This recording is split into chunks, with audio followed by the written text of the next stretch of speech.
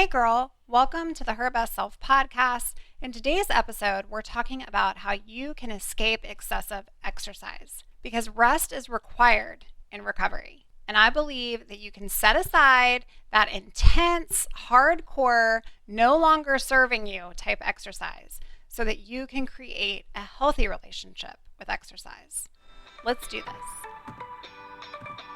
Hey girl, welcome to the Her Best Self podcast. I'm Lindsey Nichol, former competitive figure skater and perfectionist, turned God-led imperfect boy mom and digital CEO. If you find yourself constantly thinking about food and wondering if you'll wake up one day free from the obsessive thoughts and behaviors controlling your life, then I've created this podcast for you because I know exactly what it's like to be a downright hot mess trapped in a destructive cycle of disordered eating. I finally found freedom, and you can too, girlfriend. So if you're ready to heal your relationship with food and body and break the chains of control and show up in your best health, then grab your favorite Tarjay journal and let's get to it so you can start living your best life as your best self.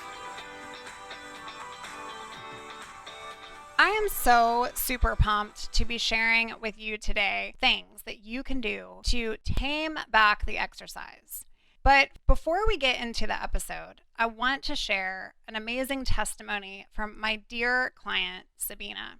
Sabina and I have worked together for over a year, and I've enjoyed partnering with her in this journey. And so today I just wanted to start the episode strong because I wanted you to hear it, just the goodness that women are experiencing and the change that is happening. Lindsey is extremely talented and truly has a gift at coaching. She knows what it is like to battle an eating disorder and is right there with you. Each week, she was able to help me with individual struggles, and she developed specific and tangible actions that I could take to combat my restrictions of food and also my life. She gave me feedback on how to reframe with positive intent rather than staying stuck in negativity and self-doubt with my ability to recover, which gave me the courage to keep fighting. Since working with Lindsey, a new concept of myself is emerging, one free from people-pleasing, perfectionism, deprivation, and restraint. Although I'm still in recovery and in the process of creating the best version of myself, I now have the courage that I can do this. Life is happening for me, and I'm excited for what I'm capable of becoming. I highly recommend her to anyone seeking coaching. She is amazing and a true inspiration. No amount of words can express how much you've changed my life. This is why we do what we do, ladies, at Her Best Self Co. If you're new to the show, I love that you're dipping your toes in the water and that you're listening to all the content, because truly my purpose is for you to be changed just by listening and to go out and implement some of the things that we share here. There is so much that happens in the coaching container, and there's so much that happens when you can get support from someone who's been there and done that and walked the walk and is really just steps ahead of you. And so that is what I love, is to read these testimonies and just to go, wow, the amazing work that these ladies are doing. It's such an incredible thing to watch. So I wanted to start with that positive, upbeat vibe because today we're talking about exercise and how you can escape excessive exercise. So many women come to me daily in support of their recovery. And although we work together on so very much with insanely positive outcomes, just like you heard in the testimony I just shared, one of the common themes that I do see is the battle to release excessive exercise. Sis, if you never miss a Monday, if you work out every day, if you alter your vacations, if you have insane amount of guilt and punish yourself later for not getting in a workout, if you skip social activities because you choose to exercise instead, or your exercise routine impacts your marriage or your family, in addition to restricting food on days that you exercise less, then this episode is yours.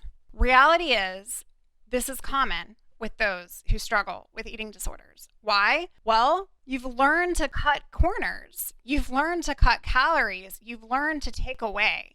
You've learned to survive on less in every single way possible. And you've manipulated your food to do that, but you've also manipulated your body and exercise to do that as well. I'm going to share a little bit about my exercise story because I feel like it will help support you today if you're truly struggling with the everyday exercise obsession. So, in the worst of my disorder, I was working out twice a day. And I thought anyone that worked out every day was probably someone I'd want to hang out with. But 2 days, like, you were a rock star. I was a cardio queen. And I really, truly believed that I loved that life. I would go into the gym, I would talk to all the people that I knew there, and I would spend hours or over an hour on the treadmill, on the elliptical, just looking at the calories, counting every single one, counting the minutes. And it became so super obsessive that when I was in recovery, it was really hard to let that go. Part of my treatment plan,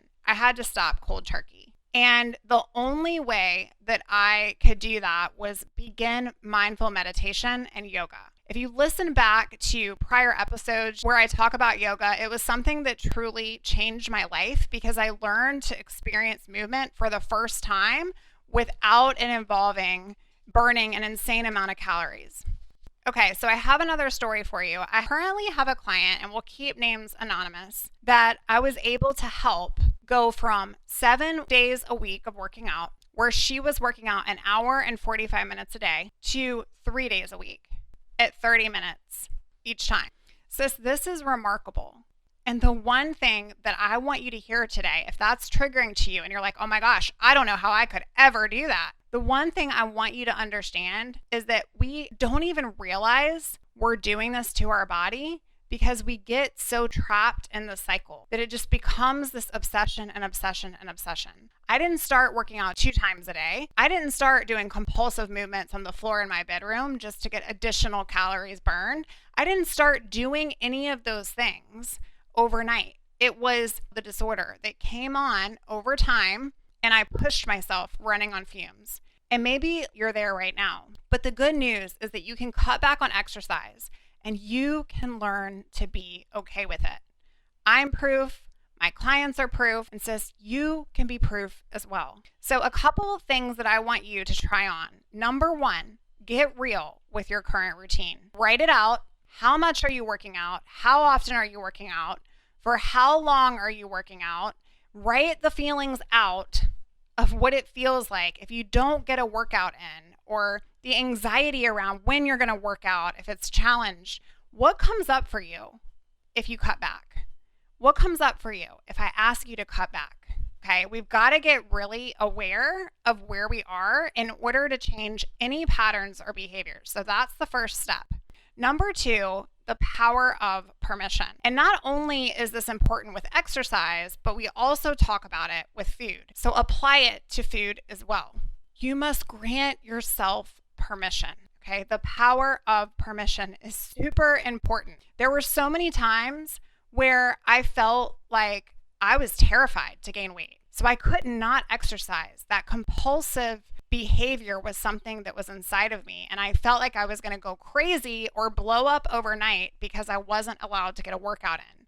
That's okay because we're changing the routine. So if you're experiencing that, or you believe that anxiety is coming up because you've tried to cut back before and just haven't been successful at it, I want you to know that a lot of this is centered around permission. What you give your mind power over is what's going to have power over you. Voice that permission. Okay, that requires planning and really taking the time to go, you know what? I have worked out for the past 5 to 10 years of my life, or whatever it may be. And I have overcompensated. I have run my body ragged, and I can choose to live differently. I can choose to have a healthy relationship with this and get really clear and aware on where you are. Number 3, your future recovered self. I want you to think about her. How much does she exercise? Does she really want to be on a treadmill every single day of the week? Or is she waking up and enjoying brunch with her kiddos or her husband? Like, what is her life like? Think about her. How much does she work out? Because when I asked myself this question as I was navigating recovery, I was obsessed with exercise, and I thought that that was just who I was. It was like a badge of honor. Oh, I just love exercise. I don't understand the people that don't go to the gym every day. Like, they're not my kind of people. It was an identity, and therefore there was identity shifts that had to occur when it was released. But I want you to get real. Do you really enjoy every single day exercising or your current routine of exercise? Is it enjoyable to you, or does it feel like an obligation because of a fear? Really get real with that. That future version of you, what would she be doing for movement? What classes would she be taking, right? When I thought about this, it was, I just want to meditate. I want to do some yoga. I want to relax. There are days where I don't want to do anything at all, right? And so think about what that looks like for you in the future. Imagine it. Try to imagine it. Number 4, I want you to pick a tangible, small goal. Maybe it's jumping off the treadmill 5 minutes early. Maybe it's replacing that Monday workout with journal time. Select actual times, put them on the calendar to allow yourself rest and permission, because rest is required in recovery. It's a non-negotiable. Plan in advance. This sets that positive intent, which leads to positive momentum, which gets you the positive result. And in our case, that's cutting back on something that's no longer serving you. And number 5, progress, not perfection. How is it fine that you don't work out tomorrow? How is it fine that you don't get a workout in today? What does it look like if you decide in advance that you're going to not do it, but then you try to figure out a way to do it anyways, and you catch yourself in that? Does that mean you're failing? No, sis. That means you're growing, you're aware, you're evolving, you're learning. It's all part of the process. Allow yourself to go along the journey. This is progress. It's not perfection. Remember, you are going against diet culture. You are going against beliefs that you've held for a pretty long time, and you've valued them as your truth. Give yourself grace and give yourself some permission. True happiness is making peace with things that are no longer serving you and creating a new, healthier version of them. Maybe it's fine you don't work out tomorrow. If your body is telling you to slow down, don't work out. If you're using your time to try something new, don't work out. If your life is overrun with work and family and obligations, it's fine that you can't work out. If you're sick, if you're realizing that you're not nourishing your body and you're choosing excessive exercise, it's time to put your foot down on you and go, it's okay to rest and not work out. If you're hurting your body, if you have injuries, if you have other priorities, if you want to do things that you feel like you are new at exploring, or you're struggling with your body image right now, it's okay to say no to not working out today. When you're making time to fulfill your dreams, when you're making time, it's going to fill up your cup, it is okay to not work out. And what I just want you to hear right now is that it's possible for you to lay this down. Start small. Start small. Get real with your current routine. Write it out. Give yourself permission in advance. Put it on the calendar. Just like society tells you to make a date with yourself and pen in your gym activity, I want you to do the reverse. I want you to choose the days that you're just not going to work out this week. I want you to pick a tangible goal. Instead of choosing that workout, think of somebody that you love, that you could have a coffee date with or a phone conversation. Use this time for you and make it purposeful. This is all part of creating the best version of you. It's exploring other things that you actually might choose instead. Sis, rest is required in your recovery. And maybe you're not like me. Maybe you can slowly, gradually come off of exercise. That's a great way to begin this process. And maybe it's a cold turkey for you. That's okay too. I just want you to know that there's no right or wrong way in this. It's just the way that is honoring yourself and your body. You can do this. I have faith in you. And this is your permission right now today to skip the workout. If you're listening to me and you're on the treadmill, get off of it. Because at the end of the day, this workout isn't going to matter in 5 years. This workout isn't going to matter in 2 weeks, right? So allow yourself permission to go against those rules that you've created that are no longer serving you so that you can create a life that is serving you. I believe in you. I would love to hear from you. If you're loving the show, I want to know. Reach out to me directly at info@lindseynichol.com And if you're looking for someone to help you along this journey, maybe you need some more accountability than what we've talked about today. Go on out to the website, herbestself.co, fill out a client application, we'll jump on a phone call, and we'll see if recovery coaching is a great fit for you. It's that simple. All right, sis, I hope you have a great weekend. Enjoy it, relax, rest, honor your body, nourish your body, and allow yourself to be. Until next time, bye for now. Oh, friend, thank you so much for letting me share what was on my heart today. My hope for this podcast is to help more women find freedom from food and body. If this has empowered or blessed you, let me know. I'd be honored for your rating and review of my show, and I'd love to connect with you in my private Facebook community. You really can move from perfection to purpose. Let's break the chains together. I'll help navigate the way.